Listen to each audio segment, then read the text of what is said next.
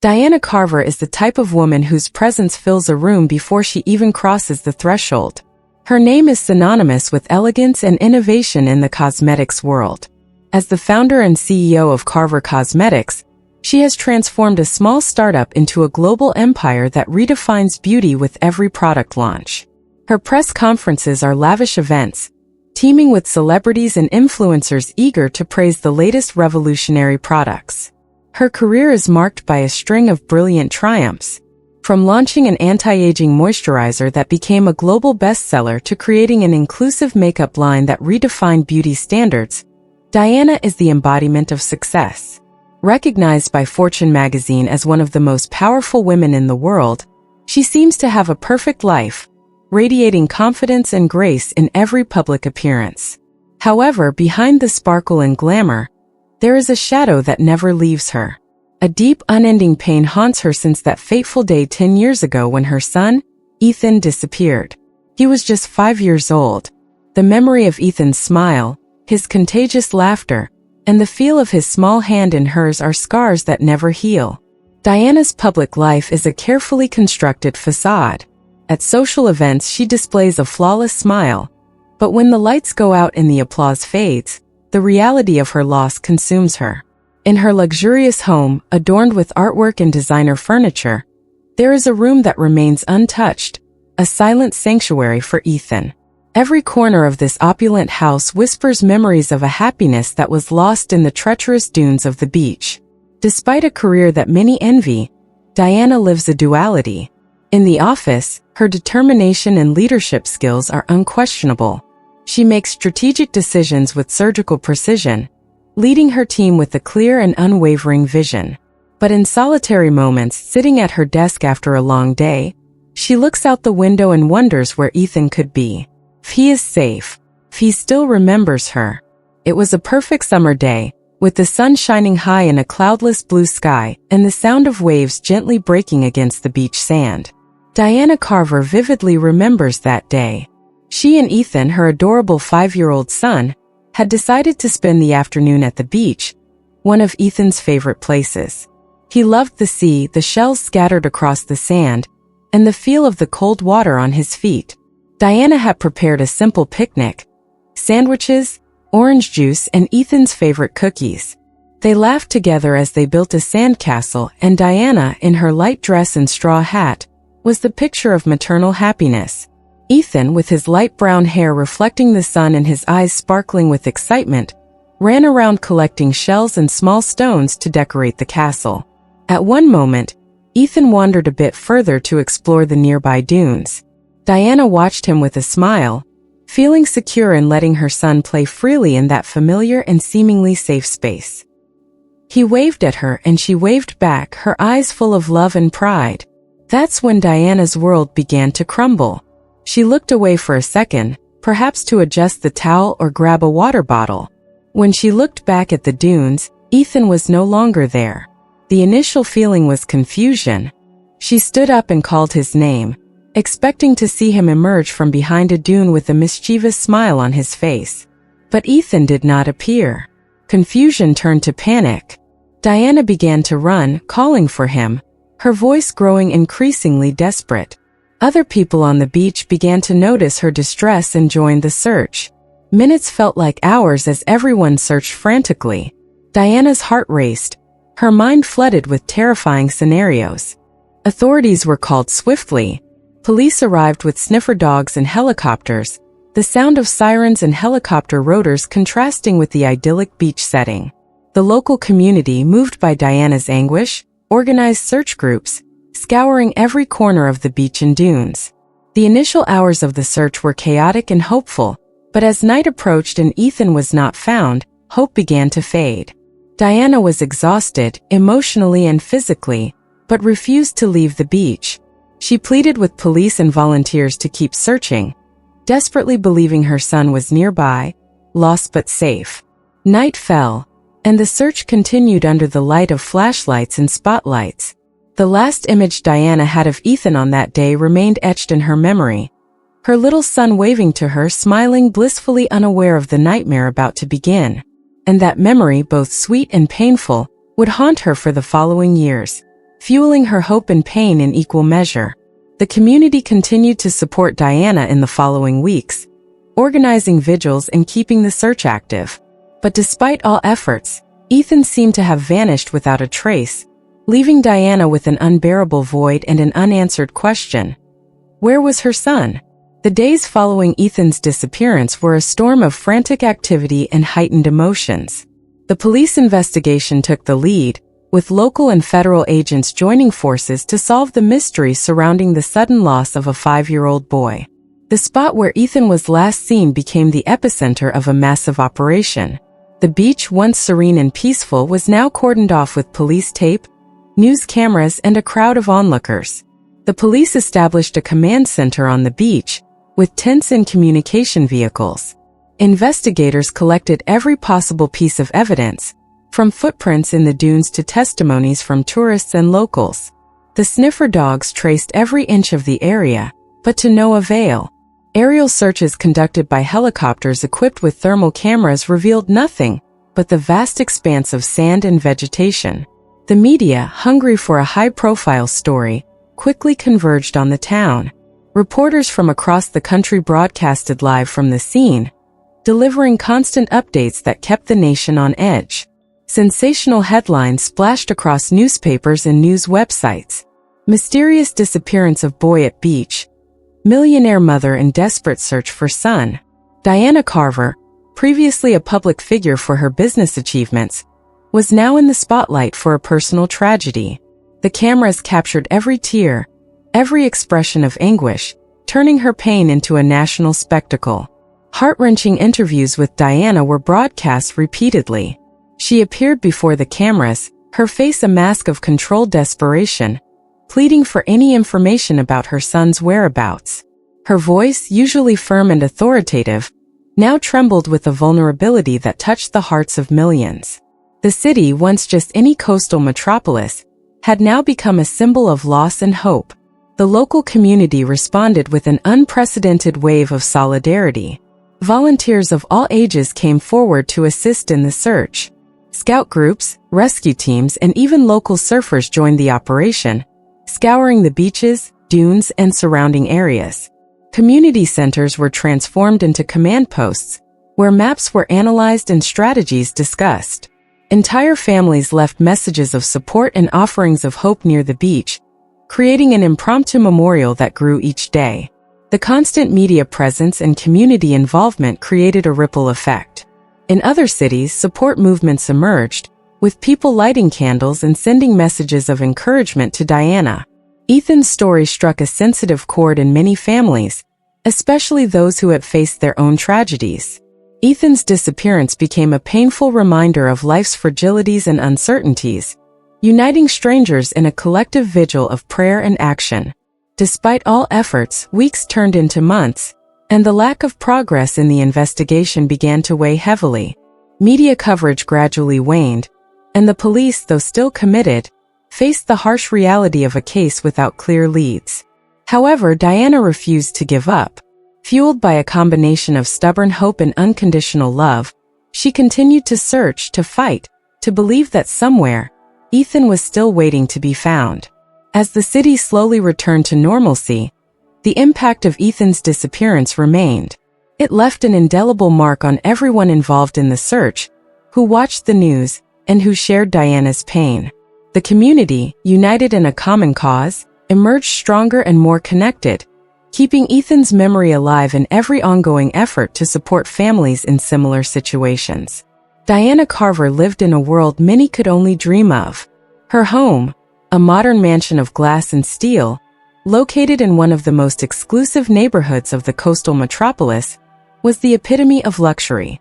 The garden, meticulously maintained, displayed a variety of exotic plants and an infinity pool that seemed to merge with the ocean horizon. Inside, every detail was a work of art. Italian designer furniture, works from renowned artists on the walls, and an automation system that made the house respond to every command from Diana. Her routine was equally opulent. Mornings started with breakfast served by her personal chef, followed by a yoga session with a personal instructor. Her business meetings took place in her private office, a minimalist space with panoramic sea views, where she made decisions that shaped the future of her company. Lunches were often held in high-end restaurants, where she discussed strategies with investors and business partners.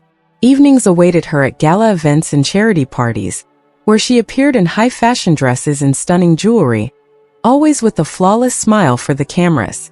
However, just a few kilometers away, the scene changed drastically. The coastal neighborhood where Ethan disappeared was an area of natural beauty and simplicity.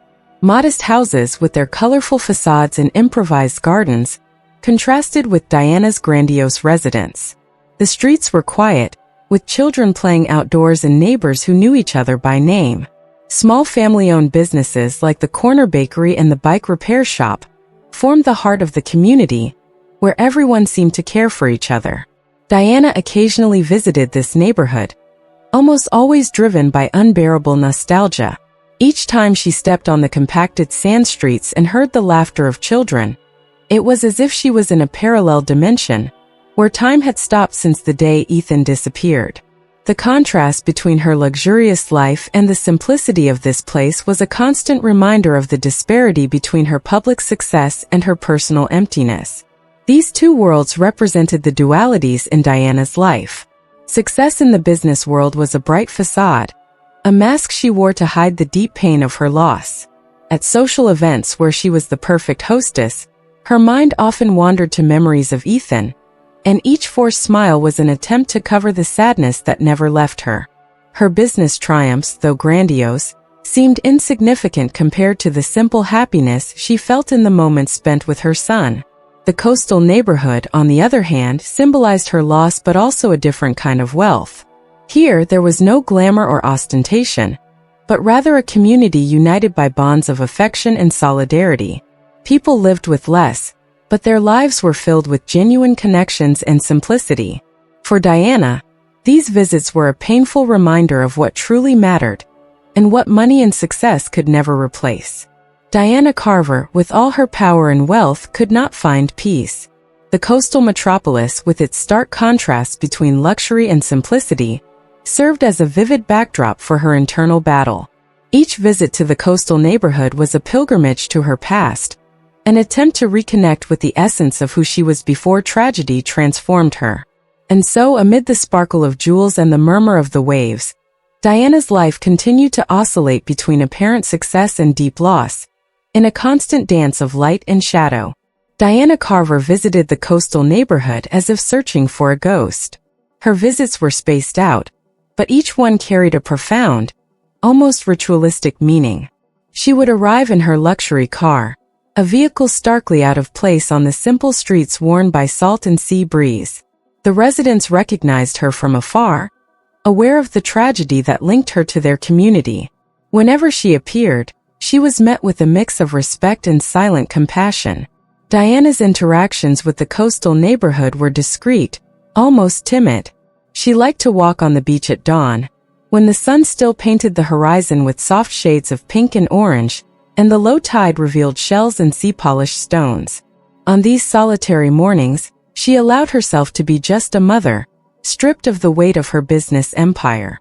The cold sand under her feet was a tangible reminder of the last day she spent with Ethan, and each wave breaking on the shore brought a wave of painful memories. She made it a point to visit the small businesses that dotted the neighborhood. The local bakery, with its comforting aroma of freshly baked bread, was one of her havens. There she talked with Maria, the baker who had known Ethan since he was a baby. Maria always had a warm smile for Diana, offering her coffee and a slice of cake as they talked about the weather or local happenings. Diana appreciated these simple conversations, which made her feel part of something larger than her own pain. These visits to the coastal neighborhood were an essential part of Diana, an emotional anchor that kept her connected to her son. They were stolen moments from her life of luxury, a continuous search for a sense of belonging that she found nowhere else. Each interaction, however brief, was an attempt to rebuild the bond with Ethan and with the place where he disappeared.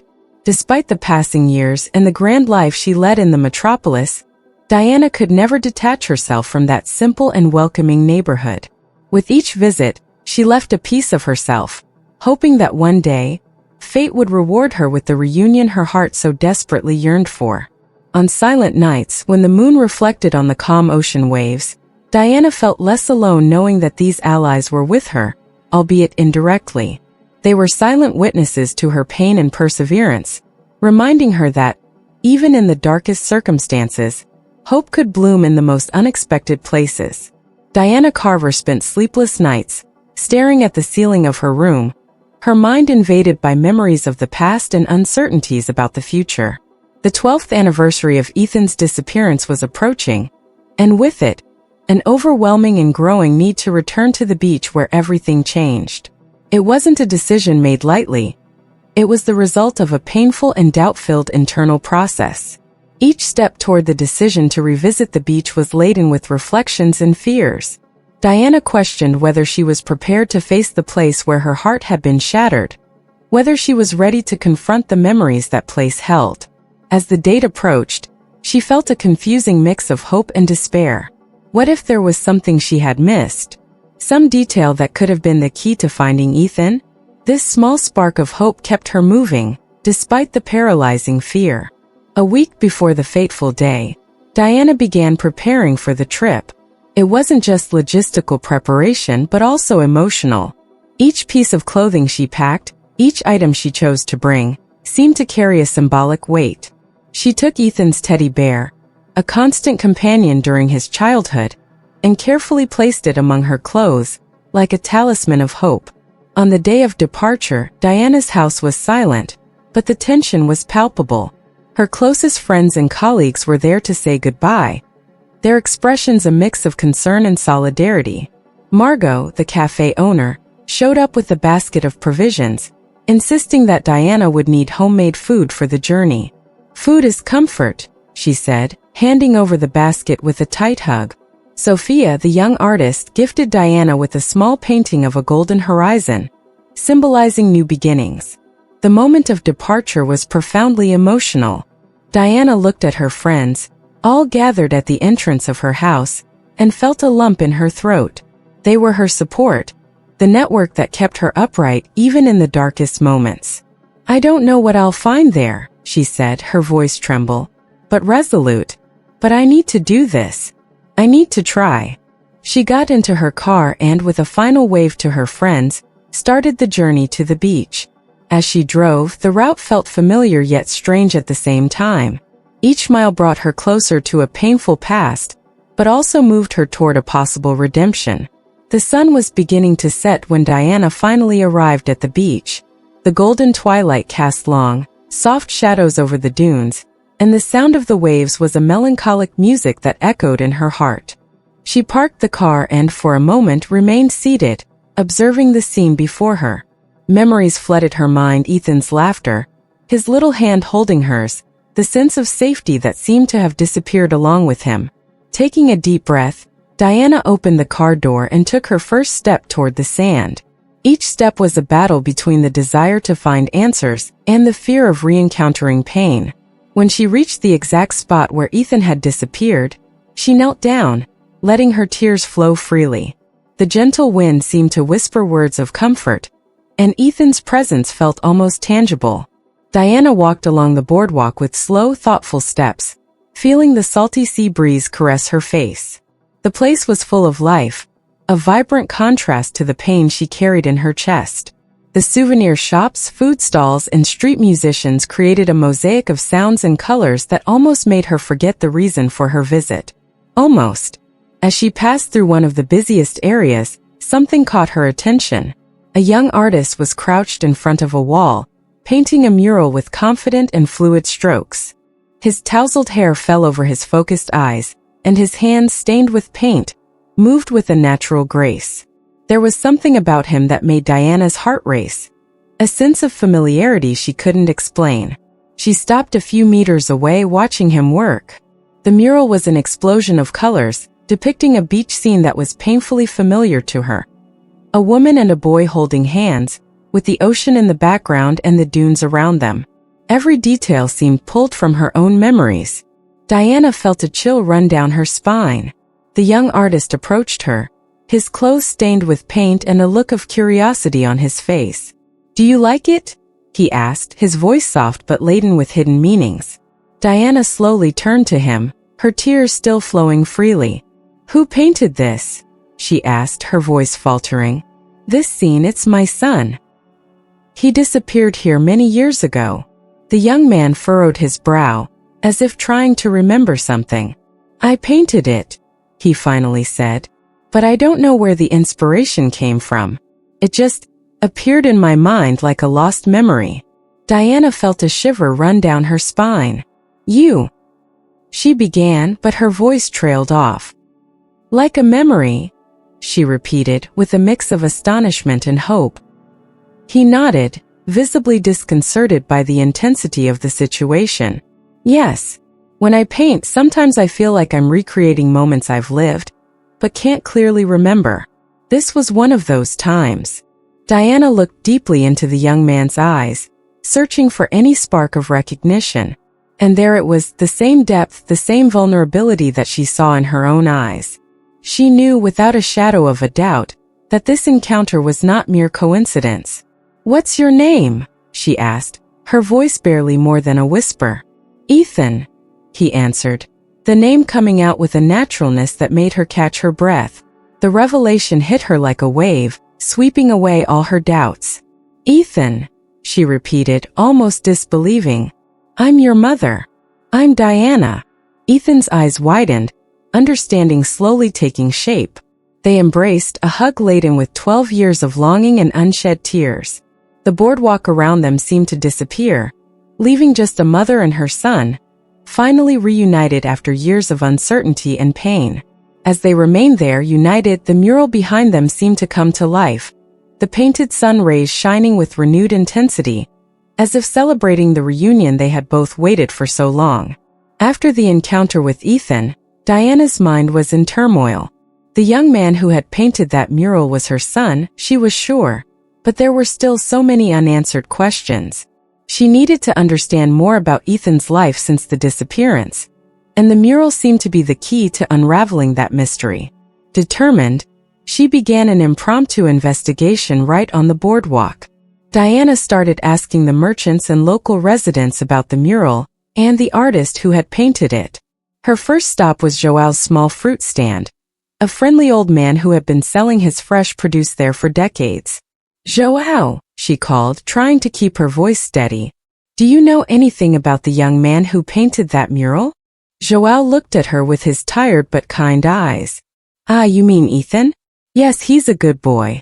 He arrived here a few years ago, somewhat lost but found a way to express himself through art. We all know him here. Diana felt a flicker of hope.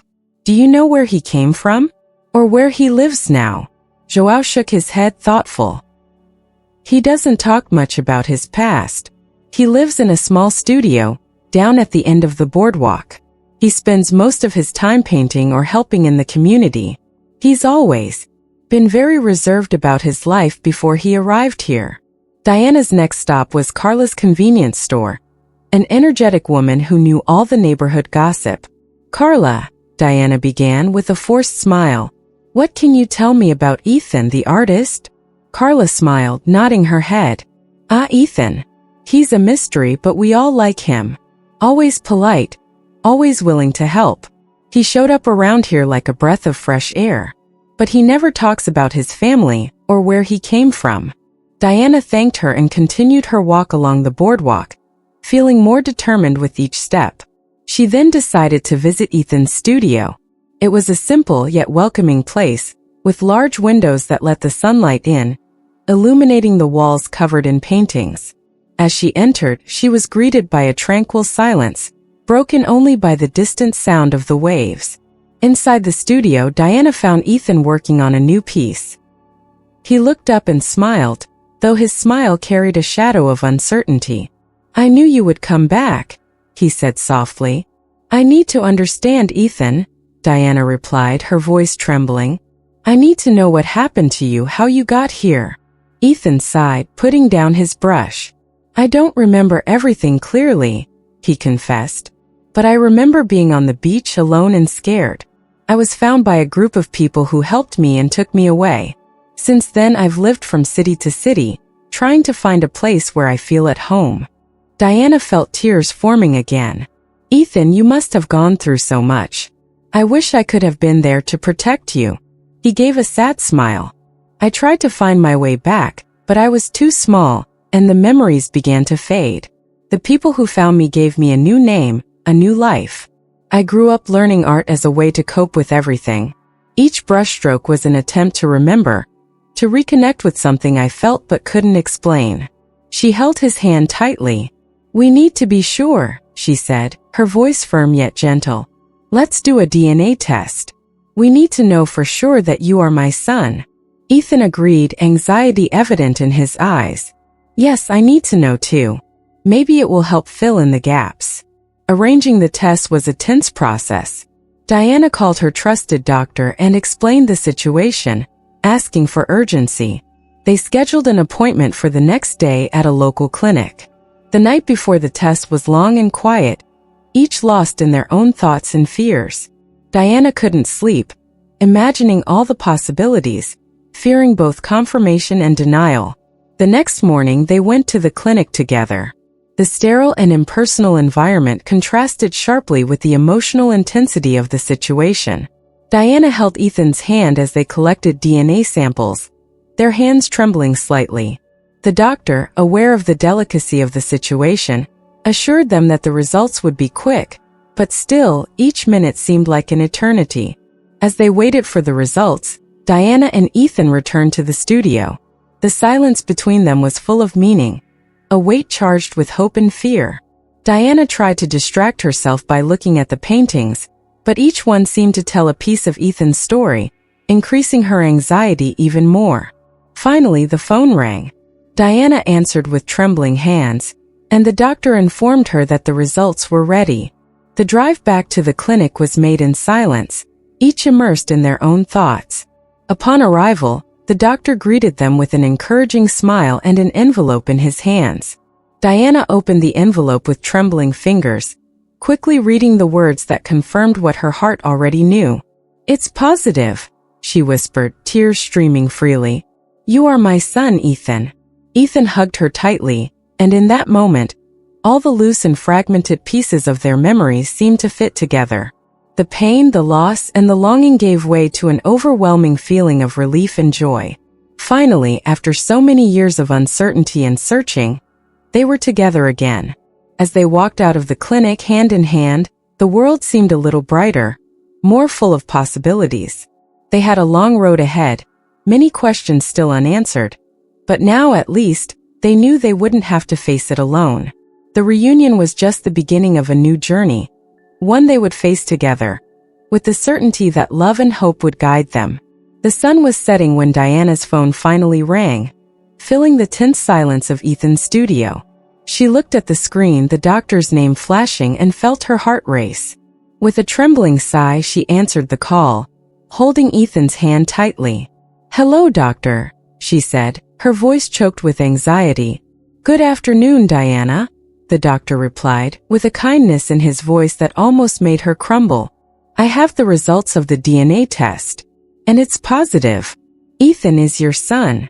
The words echoed in the air, almost unreal. Diana felt an overwhelming wave of relief and emotion. Tears began to stream down her face, and she looked at Ethan, who seemed to be processing the information, his eyes shining with a mix of surprise and joy. "It's you," she whispered, her voice faltering. "You are my Ethan." Ethan wordlessly pulled her into a tight embrace, their bodies trembling with the intensity of the moment. Feeling the warmth and familiarity of his mother was like filling a void he didn't even know existed. The years of uncertainty, of silent searching, and of fragmented memories culminated in that instant, and all his defenses crumbled. The world seemed to have stopped for them. There was no longer the studio, nor the bustling boardwalk. Just mother and son, finally reunited after so long. They remained embraced for several minutes, letting tears and joy wash away years of pain. News of the reunion spread quickly. The local community, familiar with Diana and Ethan's story, gathered to celebrate. People lined the streets, bringing flowers and waving with emotional smiles. It was as if the town itself was celebrating the return of Ethan, the lost son who had finally found his way home. National media soon caught wind of the story.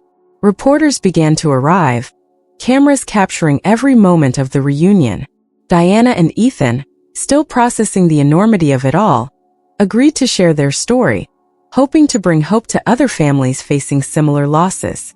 A press conference was organized and Diana, alongside Ethan, faced the sea of cameras and microphones. She held his hand tightly, drawing strength from his presence. "I lost my son 12 years ago," she began, her voice steady but filled with emotion. "Today, thanks to persistence and hope, we have been reunited. This is a moment of indescribable joy, and I want to thank everyone who supported us." Ethan, with a shy but sincere smile, added, "I grew up not knowing who I was, but now I finally feel complete. My mother never gave up on me, and that gives me strength to face the future." Their words touched hearts across the country. Messages of support and congratulations came from all over, turning Diana and Ethan's reunion into a symbol of hope and resilience. Television programs, magazines, and news websites dedicated space to tell their story, inspiring many other families to keep hope alive. The coastal town where Ethan had been found organized a celebration in his honor. There were fireworks, music, and emotional speeches. Diana and Ethan participated in every moment, sharing smiles and tears with the friends and neighbors who were now an essential part of their lives. At the end of the night, when the sky was lit up by fireworks and music still echoed in the distance, Diana and Ethan found themselves on the beach where it all began. They walked side by side, feeling the sand beneath their feet and the comforting sound of the waves. No words were needed. Each other's presence was enough.